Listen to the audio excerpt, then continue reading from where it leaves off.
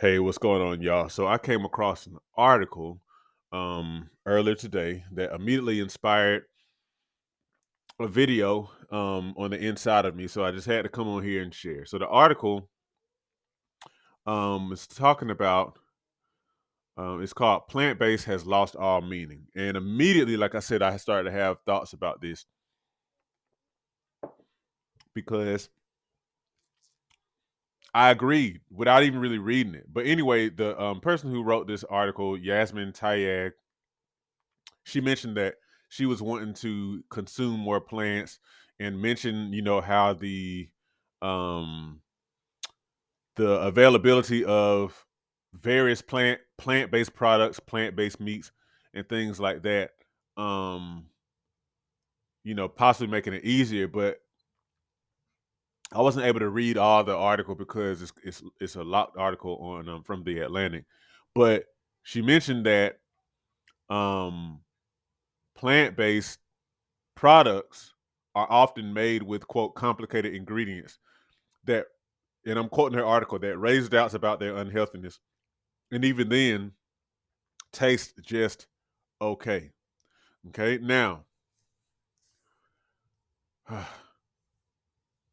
what I wanted to mention in this article is what you must understand, which is that companies that make products that we consume as food play off of our being naive.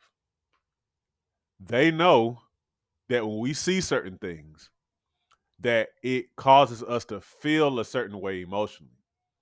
And they play off of that.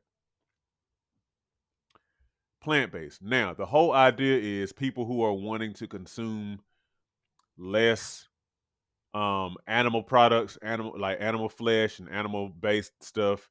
And so they get stuff that's not made with any sort of animal ingredient. Now, that's typically for people who are, they're just kind of wanting to avoid that stuff, or they're vegan or whatever. But the feeling is, okay, it's plant based, then it's healthy.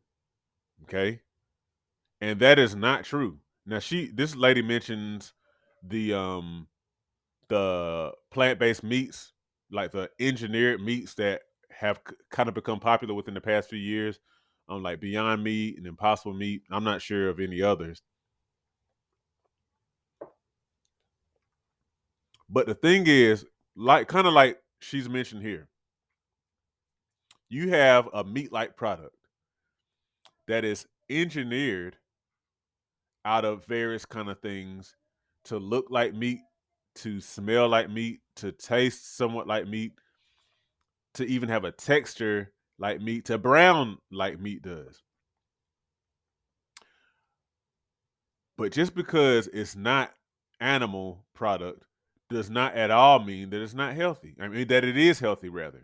It doesn't mean that. And so, but again, if you're not really aware of how to think about healthy living or aware how these things are made, you won't even really put two and two together. You don't really understand that just because it says plant based doesn't mean that it's healthy.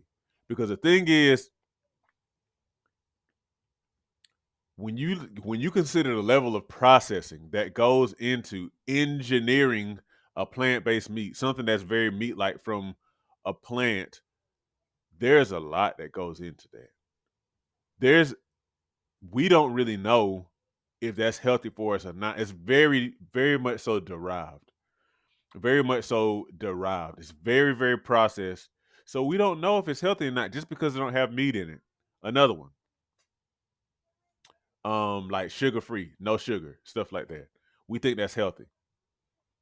We think it's healthy because it doesn't have sugar. Now, granted, added sugar can be problematic for sure. Sugar is one of those things that is indeed um, probably unhealthier than most of us realize, causes a lot of problems.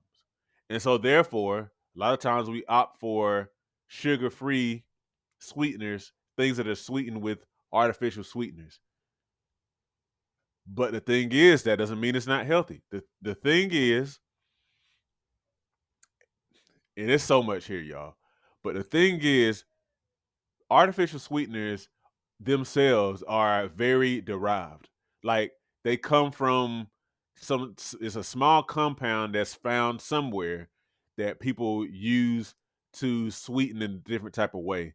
But it's a chemical. It's a chemical that has its own effects in the body.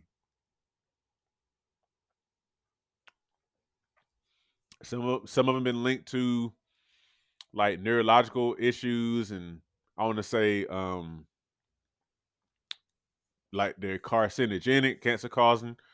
So they're not necessarily healthy just because there's no sugar in there. You're just kind of like switching one issue for at least another different health issue. Okay. So you had to understand that. Same thing when something says no trans fat. So what? Just because it doesn't have trans fat. What? So here's the thing. If you look at the government definition of no trans fat, and I haven't looked it up in a while, but if I'm not mistaken, and I'll have to look it up after this, it's below a certain threshold. If the amount of trans fat in a food product is below a certain threshold, and I think that threshold is like zero point 0.5 grams of trans fat, then people can legally say something has no trans fat. So just because it legally says something doesn't mean that that's the case. So you have to understand that just being real is misleading. You and I know it's misleading, but when it comes to the way the industry works, it is according to it falls under the definition. Okay, gluten free, and this has been going on for a long time. Now, I think gluten free products are a great idea because it turns out that a lot of people are sensitive to um, gluten found in various wheat um, based products or whatever, and the gluten in and of itself can be very um, problematic for certain people, very inflammatory, and cause all types of issues, various autoimmune issues and stuff like that. So those who need to eat consume gluten free, they understand, of course, more so than the rest of us.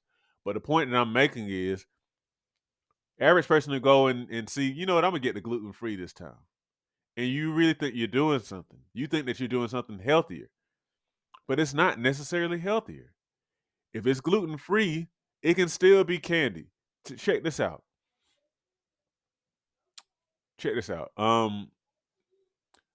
A Hershey's bar. It's probably gluten free. It's probably gluten free. But does that mean now you can consume as many Hershey's bars as you want? No, it doesn't mean that. It does not mean that. It just means that there is none of that gluten, that particular protein in there because they don't put anything in there that has that, but it still has all the sugar and stuff. You see what I'm saying? So the reason why I'm saying this is overall, the most important thing to always remember is the food that's going to be the healthiest for you is the stuff you have to produce from scratch. The stuff that you have to where you have to actually go make it yourself. That's always going to be the healthiest. If it's in a package, then chances are it can be more so on the unhealthy side. There are some exceptions. The second thing is you need to read your ingredients. The ingredients are a whole lot more important than the nutrition facts. A whole lot more important. Nutrition facts that say this amount of this fat, this amount of carbohydrate, this. That is a very kind of it doesn't really tell you anything. It just tells you certain kind of nutrients, but it doesn't tell you the whole picture. But if you understand that whole food is what you're going after, if you truly understand that, then you can look at an ingredient list and immediately tell whether or not something is something that you should eat or not. If it has a really long ingredient list, you need to be not necessarily eating a whole lot of that. Okay. Now, if it's like, and if it's a short ingredient list with ingredients that you actually know about, basic ingredients, it's probably good for you. Okay. And so anyway, I'm not gonna get into all this stuff, but don't fall for the plant-based, the fat-free, no sugar, no trans fats, low fat, gluten free, all that kind of stuff. Don't let it play on your emotions. You got to understand what's really, really going on. A claim doesn't mean that it's healthy. A claim has a specific governmental definition, okay? And it doesn't say anything else about any of the other ingredients in the product that could make this actually something that you really don't need to be eating anyway. Hopefully that's clear, y'all. Hopefully it's clear.